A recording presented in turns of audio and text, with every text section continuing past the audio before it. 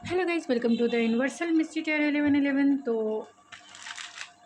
वो अपने दोस्तों से, अपने फैमिली मेम्बर से आपके बारे में क्या कहते हैं, इसकी रीडिंग है। ये reading general and collective reading है। ज़रूरी नहीं है कि हर एक चीज़ आपसे रेजोनेट करे, तो take it resonate and leave the rest. तो वो अपने दोस्तों से आपके बारे में, अपने फैमिली मेम्बर से आपके बारे में क्या कहते हैं।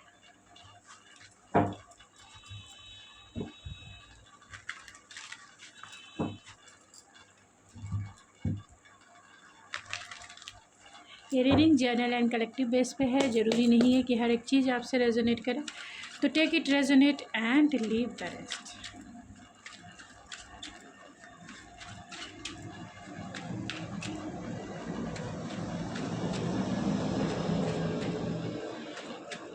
तो वो अपने दोस्तों से, अपने फैमिली मेम्बर से आपके बारे में क्या कहते हैं। 10 of cups, cancer, Pisces, Scorpio आपके पर्सन या आप हो सकते हैं। 2 ऑफ पेंटिकल्स, 2 ऑफ कप्स। तो वो अपने फैमिली मेम्बर से आपके बारे में क्या कहते हैं। The emperor,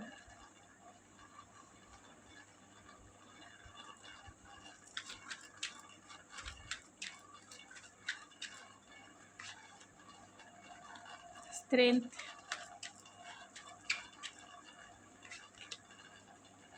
eight of pentacles,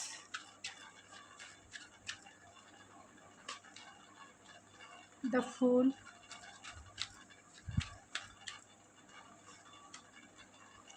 and the 6 of pentacle. Bottom of the deck है queen of source.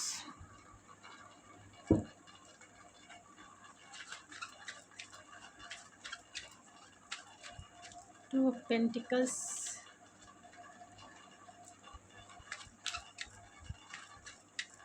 Eight of pentacles,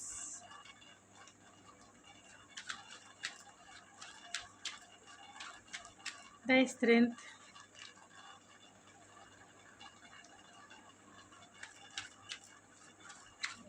six of pentacles,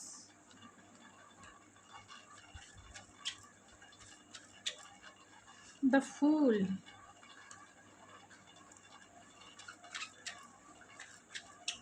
the emperor,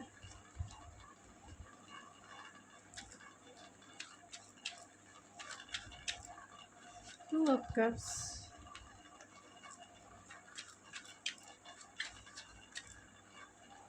ten of cups,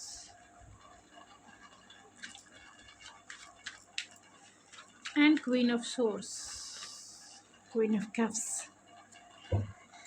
bottom of the deck है knight of pentacles. तो वो अपने दोस्तों से आपके बारे में या अपने फैमिली मेम्बर से आपके बारे में क्या कहते हैं। तो चलिए देखते हैं क्या कहते हैं।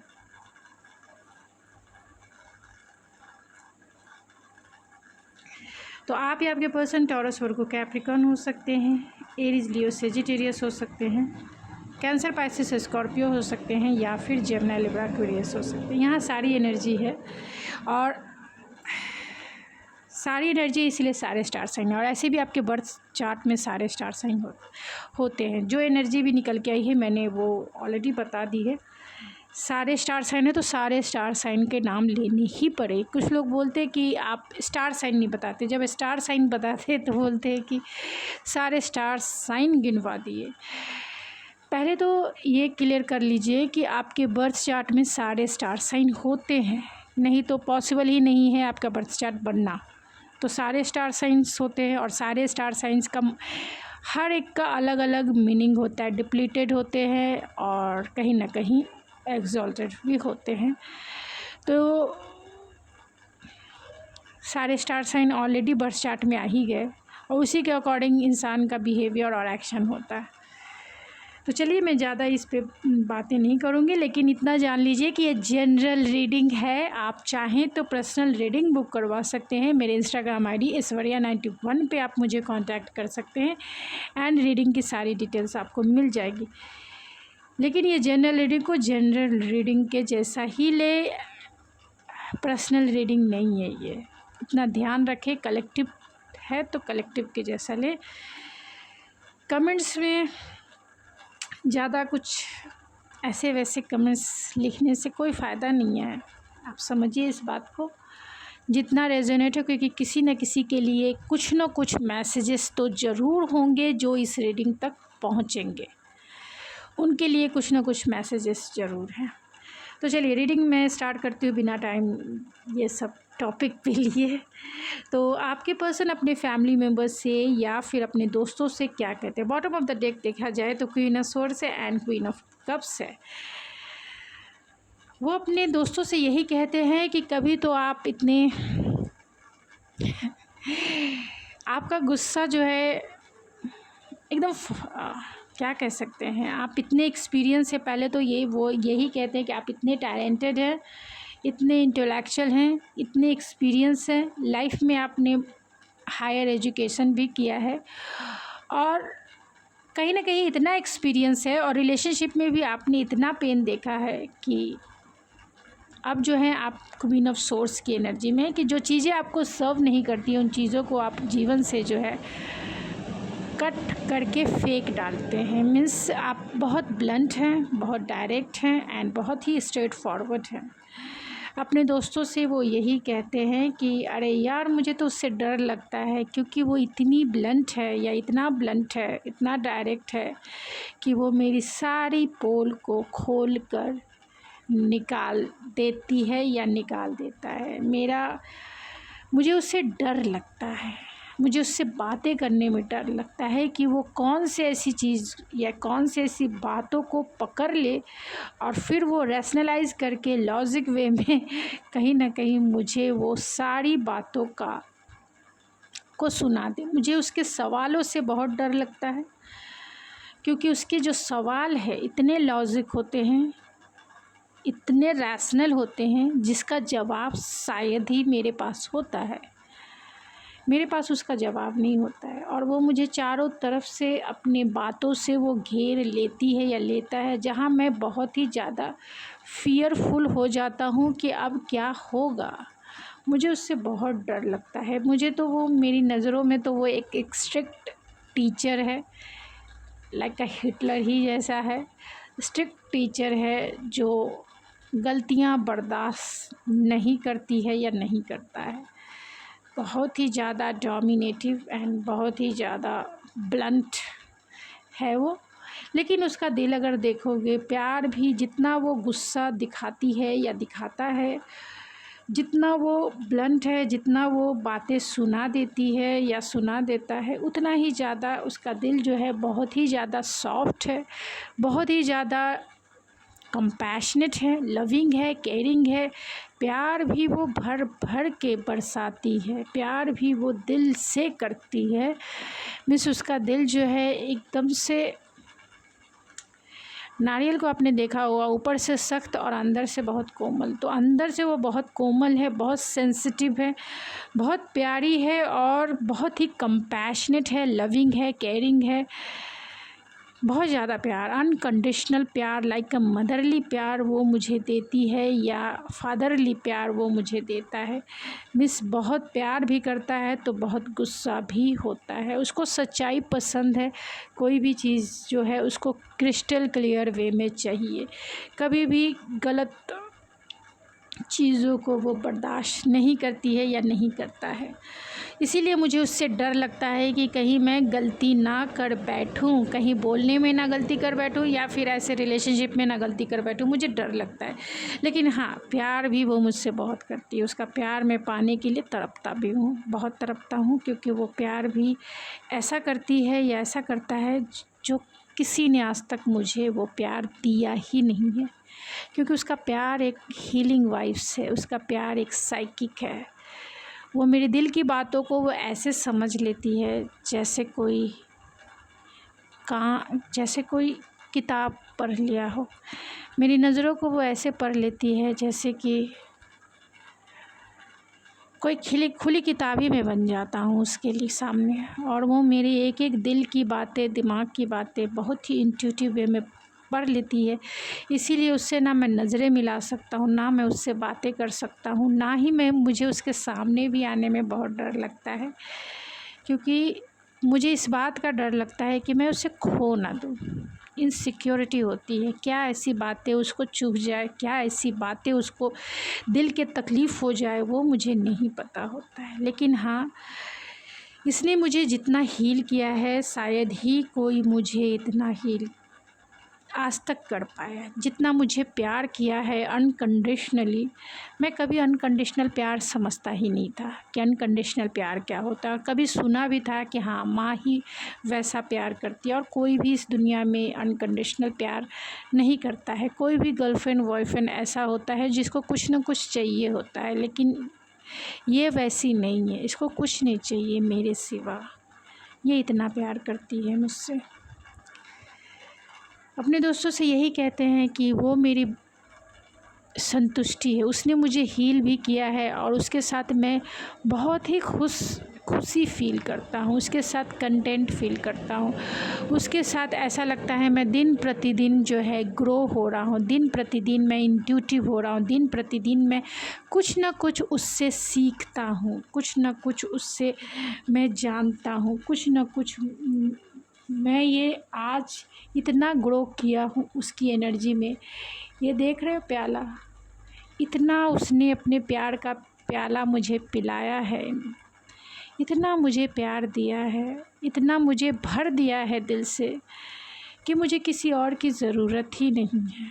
आज मैं बहुत खुश हूँ, क्योंकि पहले मैं छोटी छोटी बातों पे रिएक्ट करता था, पहले मैं प्यार के लिए तरसता था, लेकिन आज मैं नहीं तरसता हूँ, क्योंकि मुझे पता है कि मेरे पास क्या है। मेरे पास एक कोहिनूर हीरा है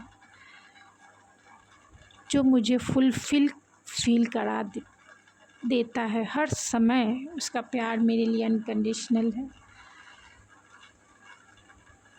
बस इस प्यार को पाने के लिए कहीं ना कहीं कंपटीशन है।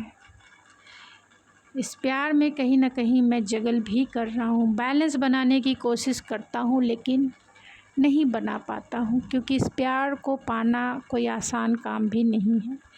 इस प्यार में कहीं ना कहीं डिसीज़न है। इस प्यार में इसे पाने के लिए मुझे कुछ ना कुछ खोना पड़ेगा। तुझे अपना साथी बनाने से पहले मेरी जान मुझे अब बहुत सोचना है। उसे देखता हूँ तो मुझे यही गाना याद आता है कि मैं कुछ नहीं कर सकता इस रिलेशनशिप में, क्योंकि कुछ ना कुछ खोकर ही ये मुझे मिलेगी या मिलेगा। और इतना स्ट्रेंथ नहीं है कि मैं उससे सामने से जाकर मैसेज कर सकूं, कॉल कर सकूं।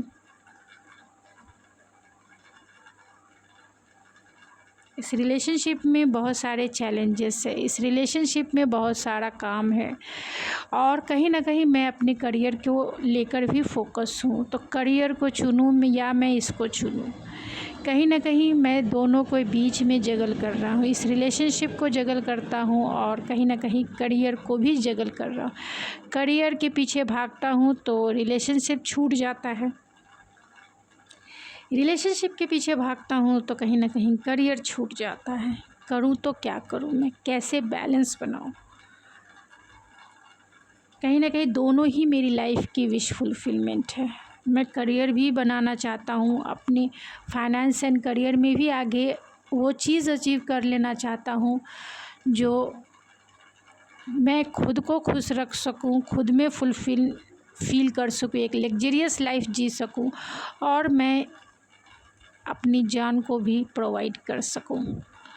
वो सारी चीज़ें जो वो डिज़र्व करती है, एक लग्जरियस लाइफ। लेकिन ये विश फुलफिलमेंट कहीं ना कहीं किसी न किसी मोड़ पे एक कुर्बानी मांगती है, और यही वजह है कि मैं दोनों को नहीं खोना चाहता और बैलेंस मुझसे बन ही नहीं पा रहा है। ऐसे सिचुएशन में बैलेंस मुझसे बन नहीं पा रहा है। मैं तड़पता हूँ उसके लिए, जब भी मैं काम से फ्री होता हूँ मैं तड़पता हूँ उसके लिए, उसके पास जाना चाहता हूँ, उससे मिलना चाहता हूँ, बातें करना चाहता हूँ। लेकिन हम दोनों के बीच में चैलेंजेस कम तो है नहीं, बहुत सारे चैलेंजेस हैं हम दोनों में। एक तो लॉन्ग डिस्टेंस है, दूसरा, उसका बिहेवियर ऐसा है, मुझे डर लगता है कि वो किस बात पे गुस्सा हो जाएगी या हो जाएगा। हम दोनों के बीच में बहुत सारे लोग भी इन्वॉल्व है, रिलीजियस फैक्टर है, कल्चरल डिफरेंसेस है, बहुत सारे चैलेंजेस ही चैलेंजेस है। फिर भी मैं इस प्यार को पाना चाहता हूँ। मैं इस प्यार के पीछे भाग जाना चाहता हूँ और भागता भी हूँ। कभी कभी लगता है कि मैं इस ज़मीन की दौड़ ना दौड़ूँ, मैं पैराशूट से ही उसके पास चला जाऊँ। कभी कभी दिल रात को ऐसा होता है कि मैं इमेजिन उससे करता हूँ कि मैं पैराशूट में उसके साथ, उसको मैं किडनैप ही कर लिया हूँ। कभी कभी मुझे इतने सारे चैलेंजेस देख के मुझे यही लगता है कि काश मैं उसे किडनैप करके ही अपने पास रख लेता या रख लेती, कि सारा झंझट ही ख़त्म हो जाता और वो भी मेरे पास और करियर भी मेरे पास, सब कुछ मेरे पास। लेकिन ये ऐसा हो कैसे, ऐसा हो कैसे? काश ऐसा हो जाता, सारी चीज़ें आसान हो जाती तो कितना अच्छा होता। फिर भी मैं गॉड से, डिवाइन से यही प्रे करता हूँ, यही मेरी विश है कि मैं उसके पास फ्री होके जाना चाहता हूँ।